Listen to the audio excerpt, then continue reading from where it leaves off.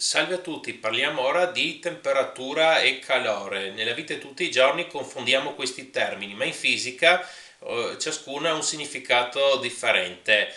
La temperatura è legata al movimento delle molecole di un corpo. In qualsiasi corpo le sue molecole si muovono, anche in un solido, e quindi hanno una certa energia cinetica e questa è legata alla temperatura. E in teoria tutte le molecole sarebbero completamente ferme alla temperatura dello zero assoluto, che equivale a meno 273,15 gradi Celsius. Teoricamente a questa temperatura tutte le molecole si fermerebbero, però in realtà non riusciamo mai a raggiungere, è impossibile raggiungere questa temperatura esattamente, ci si può però avvicinare moltissimo perché effettivamente non si riesce a tenere ferme tutte le molecole.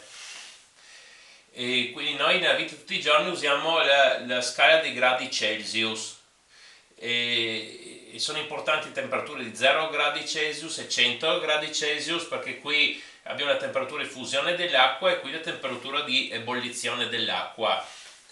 In fisica si può anche usare i gradi Celsius, ma si preferisce usare i gradi Kelvin. Allora, i gradi Kelvin sono stati costruiti proprio in base ai gradi Celsius, in modo che la grandezza di un grado Celsius sia uguale alla grandezza di un grado Kelvin, come differenza di temperatura intendo, e soltanto spostato lo zero. 0 Kelvin li abbiamo proprio alla temperatura dello zero assoluto, quella che ho appena detto prima. È spostato soltanto lo zero della scala, però la grandezza dei gradi è uguale. Invece in altre scale, tipo la scala dei gradi Fahrenheit, è diversa anche la grandezza del grado.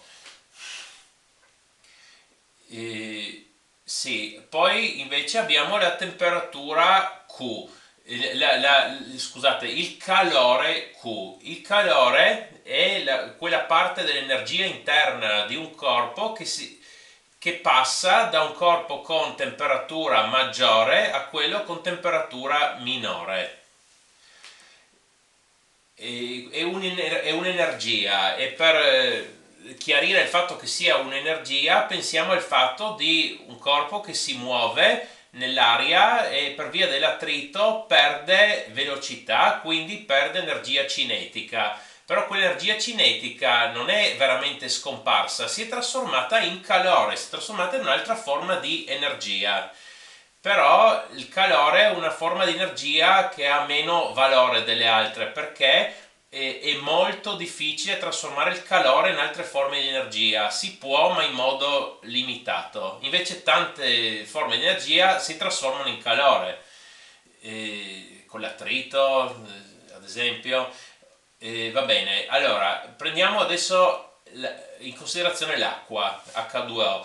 Il fisico Joule aveva ha fatto un esperimento ed ha misurato che ci vogliono 4,2 kJ di lavoro per alzare la temperatura di un chilogrammo di acqua di 1 grado centigrado e questo ci fa definire la quantità di questo che indico con C, che è il calore specifico, che nel caso dell'acqua è proprio 4,2 kJ su chilogrammo Kelvin, che significa proprio questo, che sono necessari 4,2 kJ per alzare la temperatura di un chilogrammo di questa sostanza di un Kelvin.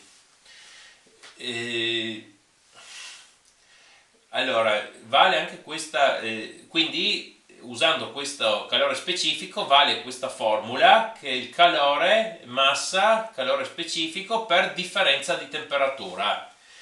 Questa è una formula che si usa agli esercizi. Adesso per usare effettivamente, allora ad esempio abbiamo dei casi in cui prendiamo due sostanze diverse a diverse temperature con diversi calori specifici, le mettiamo insieme e dopo un po' di tempo cosa succederà? Che avremo una temperatura maggiore e una minore, ma alla fine entrambe raggiungeranno una temperatura intermedia non è detto che sia esattamente alla metà, una temperatura intermedia che sta tra tra quella più alta e quella più bassa. E per calcolare questo come facciamo? Usiamo il principio che il calore ceduto dalla sostanza con la temperatura più alta è uguale al calore ricevuto dalla sostanza con la temperatura più bassa. Dovremmo scrivere questo mc delta T per entrambe, no? M1 C1, qua M2 C2, questo è chiaro. Ma come scriviamo la differenza di temperatura? Beh, bisogna un attimo fissare le idee, ad esempio decidere se T1 è minore di T2 o T2 è minore di T1 per scrivere la formula. Bisogna per fissare le idee. Allora, se scegliamo che T1 è minore di T2, allora il prima sostanza è passata da temperatura T1 a temperatura T e la differenza è T meno T1. E il secondo è passato da T2 a T, comunque la differenza di temperatura è T2 meno T. E si pone che il calore ceduto è uguale al calore ricevuto e così si può fare i calcoli. Ancora vediamo questo, il caso di un riscaldatore elettrico che ha una certa potenza P e lo usiamo per scaldare dell'acqua o un'altra sostanza e noi sappiamo che la potenza è il lavoro diviso il tempo e quindi il lavoro compiuto con una certa potenza è la potenza per il tempo, ma questo lavoro di un riscaldatore elettrico cosa diventa? Diventa il calore ceduto all'acqua o quel liquido che riscalda.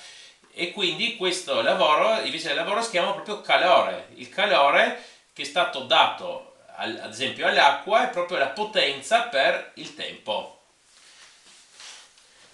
Per favore mettete un mi piace e iscrivetevi, grazie.